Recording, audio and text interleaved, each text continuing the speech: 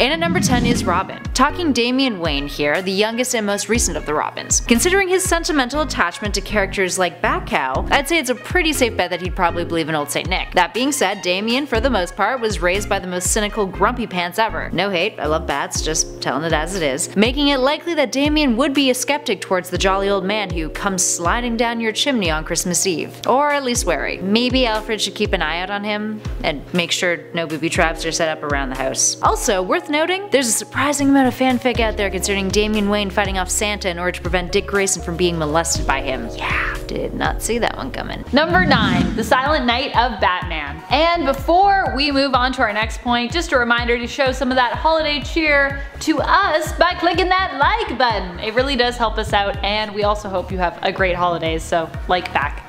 We all know how much Batman loves to sing, and if you don't know, you're about to find out in this holiday story. The Silent Night of Batman is a story that appears in issue 219 of Batman. Here, Commissioner Jim Gordon ends up recruiting Batman not to help fight any crime on Christmas Eve, but instead to lend his deep vocals to some Christmas carol singing. Batman agrees because he loves a good carol, but also plans on leaving as soon as the first crime of the night is committed. And this is Gotham, so he's sure that is bound to happen at some point. But weirdly enough, it never does. Instead, we just get little vignettes into some of the kinder moments happening through the city. Even Batman is surprised at the end when he realizes he spent the whole night singing because zero crime was committed that night. It's holiday magic! Number 8. Mocks religion. While Once Upon a Deadpool boasts being more family friendly for audiences, that doesn't mean it's going to stop trying to offend people. When that movie cover surfaced showing Deadpool in the center dressed in white and surrounded by the supporting cast superimposed on angels, the Mormon church got really mad. They even started a petition to have the movie poster removed because they believe it's a form of religious discrimination. Up next, number 7 is Starfire. Starfire, aka Corey, is sometimes a little oblivious to our human customs. So it wouldn't come as a surprise if, during the holiday season, she jumped on the Santa bandwagon without knowing the sad truth that our parents have to break to us at some point when we come of age. Or not. Santa's like totally real if you believe in him, right guys? Yeah. Anyway, Starfire, at least in her early Teen Titan days or during her time on both the Titan animated shows, definitely retains a certain amount of innocence that would definitely lead one to speculate that this kind and strong-hearted superhero may just be naive enough about Christmas to buy into old St. Nick. It's actually kind of endearing when you think about it. Number 6. A miracle a few blocks down from 34th Street. In this story from Marvel, we discover that Santa is actually a mutant. Actually, the most powerful mutant ever, according to Cerebro. The X-Men are trimming the tree in their base when Cerebro alerts them to the presence of an incredibly powerful mutant in Manhattan. Our heroes arrive at Rockefeller Center and meet Santa in the flesh. The man in red also turns the Brotherhood of Evil Mutants into toys and wipes the X-Men's memories of ever having met him. Santa has actually popped up in many other Marvel comics as well, and he's got some serious powers as a mutant, including reality manipulation, immortality, teleportation, he sees you when you're sleeping, he knows when you're awake, he can even manipulate gravity and eat an entire planet's worth of cookies in one night. This is a really nice little story, and I personally really got a kick out of the idea of Santa as a mutant. He should just be a full-time member of the X-Men, or maybe just a seasonal member. Number 5. Christmas inspired. The holiday gift kids have been waiting for is here. I can't believe I finally got to see Deadpool. It was awesome. It's like they made a movie just for us. I didn't have to see anything that could warp my mind. The film will be in theaters for the holidays and therefore warrants some animated snowflakes along with Deadpool wearing a Santa hat, although the movie itself will almost have nothing to do with Christmas. More so the timing of release and added scenes are Christmas inspired. So if you're expecting some Deadpool Christmas jingles to be included, you will sadly be mistaken. Up next, number 4 is Ultimate Warrior. So, Ultimate Warrior doesn't seem like he could qualify as a real superhero, fair enough. The World Wrestling Federation star is a wrestler at best. But he got his own comic for a while, and during the 80s, he encountered Santa, and definitely got himself on the naughty list. All jokes aside, he sexually assaulted Santa, so yeah, it was pretty damn bad. In what can only be compared to the Energizer Bunny jacked up on coke, Ultimate Warrior's comic book was just off the charts, in terms of sanity and a cohesive plot, that is. Especially with the Christmas special, in which he does a whole lot of nasty things to Santa and his Christmas pals, which also includes reindeer and children. So all that considered, I don't think anyone had the heart to tell him that Santa isn't real. Number 3. How the Gronk Stole Christmas. Why are there just so many bizarre Christmas comics?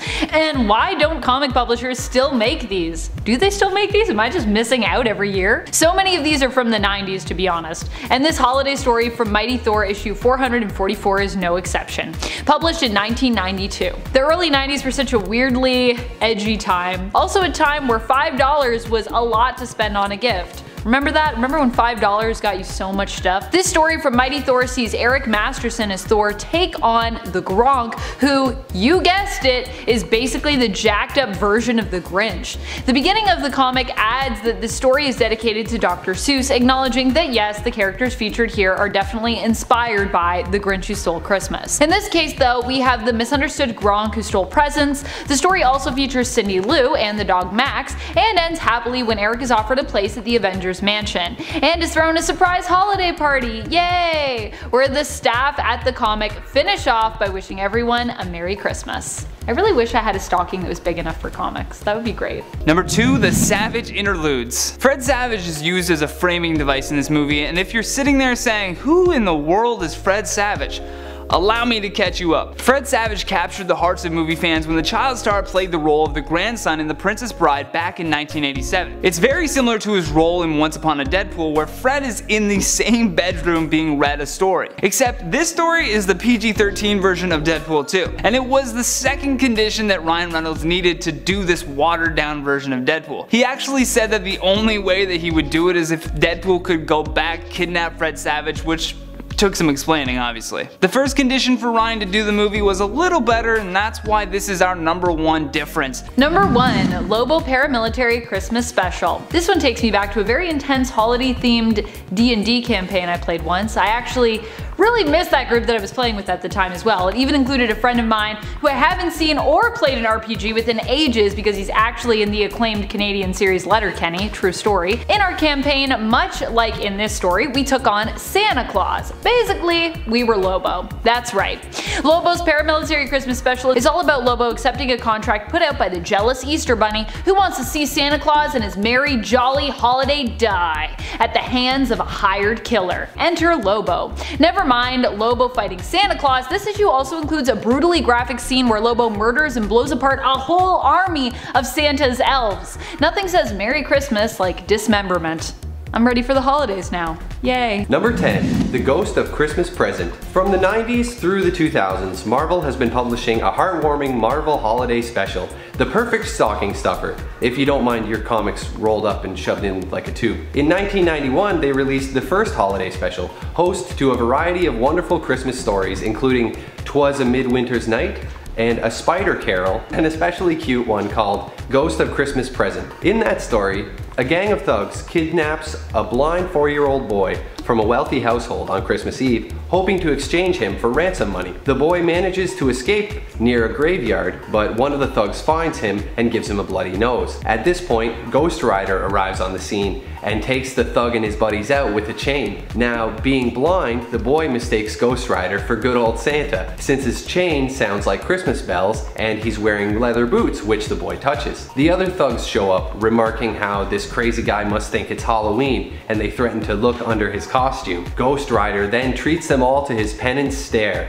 and afterwards returns the boy to his home. The rider motors off into the night, and the boy mistakes the sounds of his hell cycle for hungry reindeer. It's a nice little holiday heartwarmer that's surprisingly simple and fun. Number 9. Blood removal. Along with the PG-13 related content I mentioned before, another drastically different thing in Once Upon a Deadpool is the lack of blood. The editors probably had their hands full acting like janitors to come in and mop up all of the gruesome scenes from the second film. They also cut out huge chunks of the movie that contain excessive violence in the eyes of the PG-13 world, which makes sense for what they require, but doesn't make sense for the continuity of the plot. Up next, number 8 is something a little less mean. Deadpool. Pure speculation on this one, but I bet that if you told Deadpool Santa exists, he probably wouldn't contend it. He may even be sexually curious about him, just like a decent chance. There's an air of blissful disbelief with Deadpool in general, and it's quite wonderful. And funny enough, there seems to be a lot of fan-made videos featuring Deadpool versus Santa. Regardless, Deadpool has had his own jolly encounter with Santa, although not the real one, and well, you can imagine how that goes down. Number 7. A Christmas Underground. This story comes to us from neither Marvel or DC. Instead, I thought I'd feature a story from another awesome publisher, Dark Horse. A Christmas Underground is a story from the Hellboy Christmas Special Collection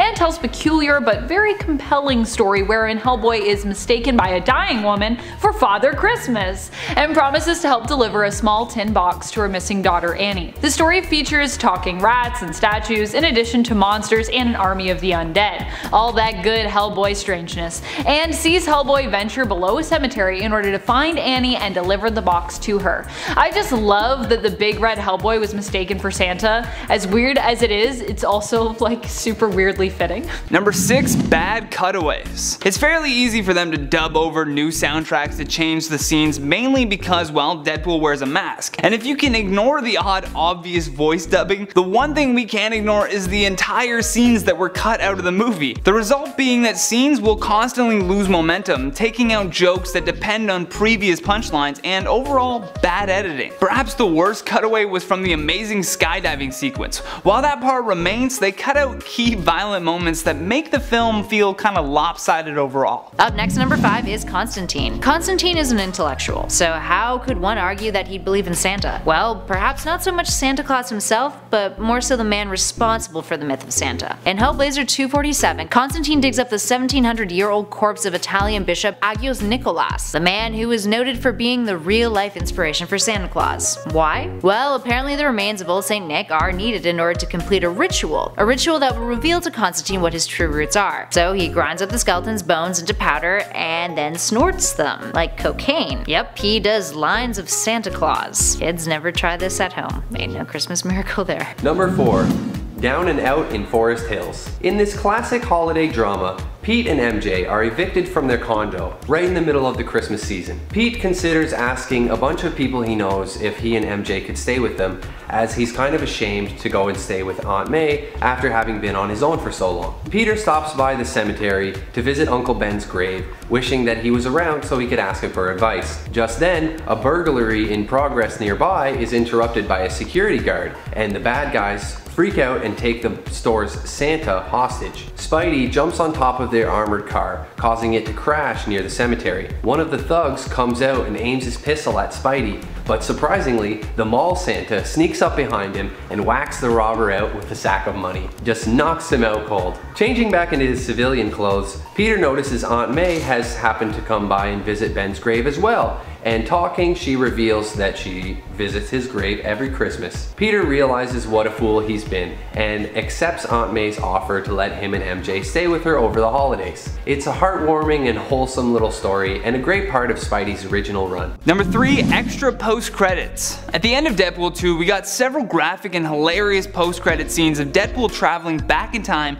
to clean up the timelines, as he so eloquently puts it. However, in Once Upon a Deadpool, the scene where they are fixing Cable's time travel device is in, and then new post-credit scenes were added on top of that. We get Fred Savage finally being cut loose after Deadpool kidnapped him for 3 days, charming outtakes of Stan Lee, and then followed by a tribute to the man himself. It's touching, and I recommend you bring a box of Kleenex if you happen to cry easily like myself. Up next, number 2 is Lobo. For those of you unfamiliar with Lobo, he's an interstellar bounty hunter who was initially created as a parody of the violent anti-heroes that were prominent in comic book culture in the 80s, whose fanbase then turned out to love Lobo, causing his character and storylines to become more and more ludicrous as time went on. Gotta keep up the joke. One of those storylines just so happens to be the Lobo Paramilitary Christmas Special #1, where the Easter Bunny, hires him to kill Santa, aka Chris Crusher Kringle. Some alliteration for you. The two have a knife fight. Lobo kills him. So yeah, I'd imagine physically killing a man would result in believing he exists for you to kill him in the first place. Belief in Santa? Check. It benefits charity. Even though they referenced several times that this film is just a cash grab, the #1 demand as per Ryan Reynolds was that $1 of every ticket must be donated to charity. The specific charity though is called cancer, which they briefly renamed fudge cancer because of the PG-13 rating. Reynolds also said that Fox has been asking for a PG-13 basically since the start in 2006, and he's said no since 2006. Ryan Reynolds said, "Fox has been asking for a PG-13 basically since the start in 2006. I've said no since 2006. Now this one time I said yes on 2 conditions, being the charity donation and the kidnapping of Fred Savage." What if Santa wore the Infinity Gauntlet? With the holidays just around the corner, we here at Top 10 Nerd figured that we would get a little bit festive with our hypothetical musings and ask, what on earth would happen if Santa Claus, jolly old St. Nick, got his adorable little mittens on Thanos' Infinity Gauntlet? Well, it actually did happen, but not in the Earth 616 continuity. Rather, Santa tries on the Infinity Gauntlet for size on Earth 42409 in the Marvel Holiday Spectacular 2009 issue 1, from, of course, the year 2009. Set on Christmas Eve, the plot behind this short little story is that Santa finds out that his reindeer are actually Skrulls. Oh man, I hate when that happens. So naturally he calls up his superhero pals, who are from the Illuminati, and asks if he can borrow the gauntlet. Also, he can deliver his toys on time. The Illuminati are like, yeah, alright, sure thing, Santa, and then they just hand over all of their individual gems. What could possibly go wrong? Well, Santa is immediately seduced by the power of the gauntlet and goes mad. The Illuminati have to reel him in, and thanks to an expertly thrown snowball from Namor, actually a thing, Santa is knocked out. When he comes to, Iron Man then offers to loan him his robotic reindeer so that Santa can make his delivery on time. Personally, I'm a little less concerned about the Illuminati's willingness to just hand over the most powerful objects in the universe to Santa than I am about the fact that Iron Man just has robotic reindeer kicking around on standby for whenever he needs them. The thought process behind why he built those is just fascinating to me. Anywho, all hell broke loose when Santa had the gauntlet, proving that no matter how pure a heart you have, absolute power corrupts absolutely. How's that for a wholesome holiday message? But that's no way to end a hypothetical video, friends. For starters, like we mentioned, we're more curious with what would happen in the 616 continuity. Now arguably, the Illuminati from 616 may be ever so slightly more jaded and protective of the Infinity Gauntlet and their individual gems compared to the holiday-loving Earth 42409 Illuminati from the Marvel Holiday Spectacular comics. If Santa were to get his mittens on the gauntlet, he'd have to do a lot more than just call up his superhero pals and ask if he can borrow it. So that brings us to our next question. Why on earth would Santa want the Infinity Gauntlet in the first place? Now surely he would not have an issue with toy delivery. We're certain the jolly dude has a backup plan or two ready to go if his loyal reindeer failed him,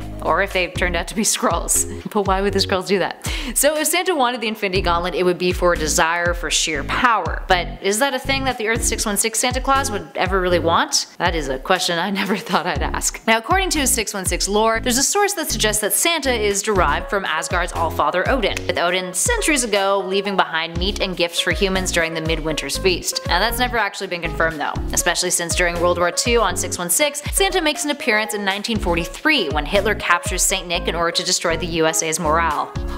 Good tactic, Adolf. Nick Fury, Steve Rogers, and Bucky Barnes managed to rescue him though. Then on Christmas Day of 1954 in Marvel Holiday Special 2006, Santa went around disguising himself as a wealthy man, doing good deeds for people. Then years later in 1991, Santa turned the Brotherhood of Evil Mutants into inanimate toys because they were up to no good, fighting the X-Men on Christmas Eve. And after he did that, he just erased everyone's memories and then caused it to snow in New York City to give everyone a white Christmas. So all in all, doesn't really seem that Santa would ever really have a desire for absolute power. Meaning the only reason why he would want the gauntlet would be to do some sort of good. That being said, if he did manage to get it, the corruption of power wouldn't really sink in right away. Santa isn't human exactly, but he's no Adam Warlock either. He may actually accomplish some good before he does all the bad crazy stuff and then tries to, turn the entire universe into a Christmas-themed eternal winter wonderland. But if that one Marvel Holiday Special issue goes to show us anything, it's that if Santa Claus ever did get the gauntlet and lost control of his sense of morality, we're certain that the heroes of Earth 616 would step in real quick like they did in that special, and put the jolly holiday figure back in his rightful place, which is, helping kids smile and stuff, and bringing Christmas cheer. Alright, there we have it, friends. What do you guys think Santa would do if he got the gauntlet? Give us a shout in those comments below and let us know your thoughts. If you dug this video, spread the love, hit that like button, and be sure to subscribe to Top 10 Nerd if you're new. We'd love it if you stuck around some more. In the meantime though, thanks for joining us. I'll catch you all in the next video. Number 10, PG-13. Which means we only get 2 1 and a glass of white wine. Are you bleeping yourself? You bet your voice and little I am. That's right folks, the first main difference of Once Upon a Deadpool and regular Deadpool is the lack of the F-bombs, with the only F-bomb being, well, Fred Savage. And this movie is solely meant for the holiday season where parents around the world will be dumping their kids off at malls and movie theaters. And in the remake of Deadpool 2, they've removed anything sex-related, murder, and just violence in general. As you saw in the clip, they even gave Deadpool his own censorship beep button in case he's straying too far from the Disney pathway. Up next, number 9 is Bullet Man. Moving on into the vein of gullible rather than naive, Bullet Man is a superhero who has a history of believing in the fantastic, or rather, believing in things that seem a little, well, impossible. Not saying that Santa isn't impossible though, to all of you out there who totally 100% know that he is definitely a real thing. Yay. Anyway, Jim Barr, aka Bullet Man, got his claim to fame by creating a serum to cure crime. A rejected police officer, Jim decided to invent this serum to make bad guys good. And in the process, his magic serum made improvements upon his own brain and body. So what does he do? Well, he whipped up a costume that would strike fear into the bad guys. It didn't. And then just kinda ran around punching bad guys and throwing furniture, but not really doing much. So what does this have to do with Santa? Well, you tell me that's that excuse for a superhero doesn't believe in anything that haphazardly falls his way. From Santa to the Easter Bunny to the Tooth Fairy, you name it. This guy, 100% buying it. Number 8. The Ghost of Christmas. This bit of holiday mayhem is less of a heartwarming tale, as Deadpool tends to massacre everything he comes into contact with, including the Christmas season. This story showcases Deadpool continuing his endless rampage through the Ideaverse, killing beloved literary icons. And the story opens with Deadpool appearing before Ebenezer Scrooge and shooting the crap out of the Ghost of Christmas future. Deadpool calls him McDuck, referencing the Disney spin on this classic tale, and then just totally blasts him one. It's seriously only the first page. After this, he's off to his next tale, Frankenstein. Deadpool stops to kill creatures from the Jungle Book and from the Little Mermaid. It's not really very festive at all. Everyone dies. Classic Deadpool. Number 7, Deadpool gets roasted. Not too many people can keep up with the savage jokes that Deadpool can concoct so smoothly in the moment. However, enter Fred Savage, and the audience finally gets a chance to see a hilarious back and forth between the two. And it's fitted with some of the best Deadpool roast jokes we've ever heard. Kinda prefer Marvel movies. We are Marvel.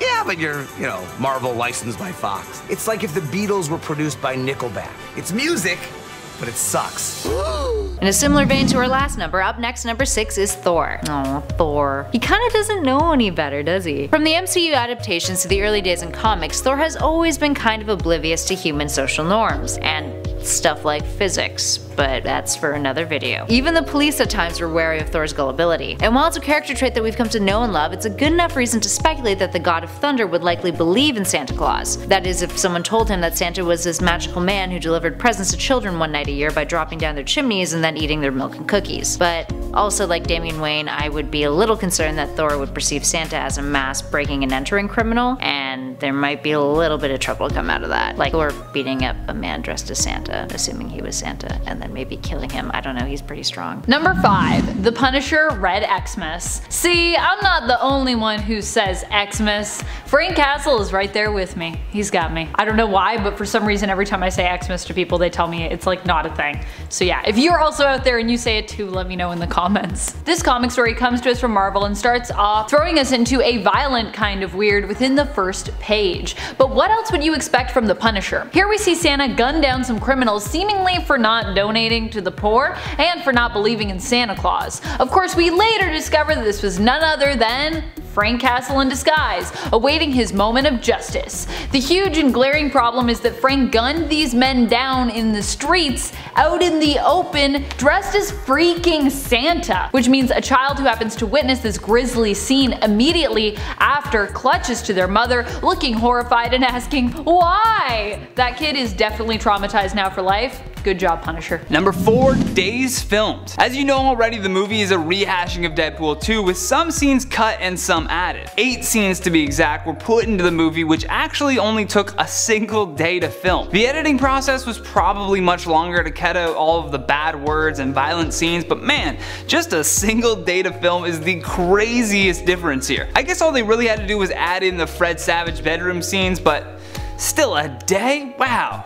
They built this eerily accurate replica And all credit to the production team. I mean, they didn't know what they were getting into. So they did the production design team did a phenomenal job. Up next in our number 3 spot is Superman. Superman did a lot of questionable heroic things during the Silver Age, including a whole stint where he felt the need to save people from themselves from obesity. Because hey, I guess there is a really bad growing obesity issue in North America and art imitates life or whatever. But Supes took that to the next level when trying to beat the fat out of Santa, quite literally, in Action Comics 105. When an assassination plan goes wrong and poison chocolates turn Santa more obese than dead, Superman decides the only way he can save the day is by getting him to shed the pounds, by beating him up and threatening to drop him into a volcano and taking him up into space and then eventually just making him dance it off because really that's how you lose weight. Aside from this unfortunate interaction, Clark Kent has rubbed shoulders with the man in the red suit on other occasions, including 1983's DC Comics Presents number 67. So yeah, fair to say that Superman does believe in Santa Claus. We used to wrap his presents in lead foil so he couldn't peek.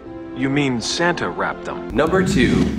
A Coal in My Stocking. This story comes from DC's New Year's Evil, which was actually just published last year. This story follows Black Adam as he flies deep into the North Pole, defeating some wizards and passing through a mystical door that takes him to an ancient place where he meets a great wizard in red robes named Niklaus. Adam defeats the wizard, who then begs for mercy in exchange for anything Adam wants. He pulls out a map of the world, points to his homeland, and demands that the children of his home receive Christmas gifts this year, saying stockings will be filled, adding that if it must be, he will accept a lump of coal in his own. Black Adam was moved to action by a refugee, a little girl in his home who came from an orphanage in New York City, and she explains Christmas to him, setting the previously mentioned events into motion. It's a wholesome and cute little story and gives Black Adam's character a lovely bit of depth. And finally, in the number 1 spot are the X-Men. In the 1991 Marvel Holiday Special, Santa Claus appeared and was called the most powerful mutant ever registered when Cerebro got wind of him during Christmas time. I mean, actually consider it for a second though. Santa can bend the time-space continuum to deliver presents. He's capable of levitation. He can alter his own or others' appearances and sizes. He can teleport, he has super strength, and enhanced senses. Knowing you've been naughty or nice. Oh, and snow generation. Plus, he hides up at the North Pole except for on Christmas. Sounds like a mutant. Anyway, this was all proven true in the comic, and turns out that he was stronger than most of the X-Men, which they unfortunately discovered during this issue too. Santa would then make a few other appearances in the Marvel Universe throughout the years, for better or for worse, but always oh so festive. So yeah, you bet your ass that the X-Men believe in Santa, considering he's